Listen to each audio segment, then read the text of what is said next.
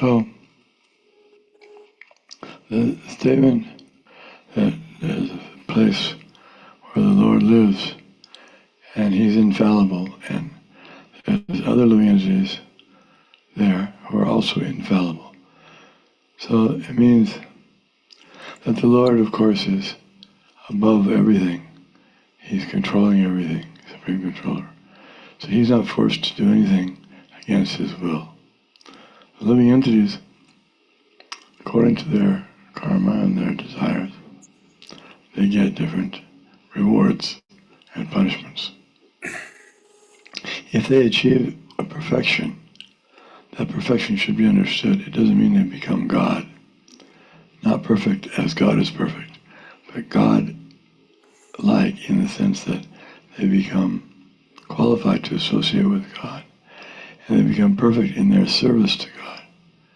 They're always servants. They never become the master of God, unless He, of course, asks them to do that, and then they'll accept it, knowing that it's only by His grace that they may be taking the position of being in a superior position, such as the mother of God or the father. God cannot have mother and father actually, but He does so for pastimes, for enjoyment. So that perfection that the individual living entities can achieve is different than the perfection of God. The living entity never becomes God. He always remains the part and parcel of God. Like a drop of water in the ocean never becomes the whole ocean. He always remains just a small part of the ocean. So in that sense, we're equal with God, but we're not equal with God in quantity, but in quality. There's some level of equalness. Living entity, when he attains perfection, can you hear me all right? Yes. When he attains perfection, he's allowed to live with the Lord in the Lord's planet. The Lord has many planets in the spiritual world.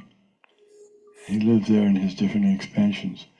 And the living entities, even like ourselves, if we become perfect in devotional service, we can live there with the Lord.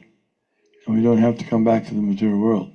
He promises us, He says, once going there, you won't have to come back again to take birth in this material world. That's desirable because in the material world, birth means followed by death and old age, disease, and the same cycle again and again. It's very tedious and unpleasant. In the spiritual world, there's unlimited bliss. And the living entity, in his perfect state, does not have to come back again to the material world. Although, it should be understood that being that he is Tatastha Shakti, or he's the Shakti that has choice. He can either be under the direction of Krishna or under the direction of Maya. So if he misuses his free will, he can come down to the material world again, even though he has such a good opportunity now. So it's not expected that he will do that, but the possibility is there. So in every state, the devotee has to be humble and not become proud, because then he may fall down even from a high state. Thank you.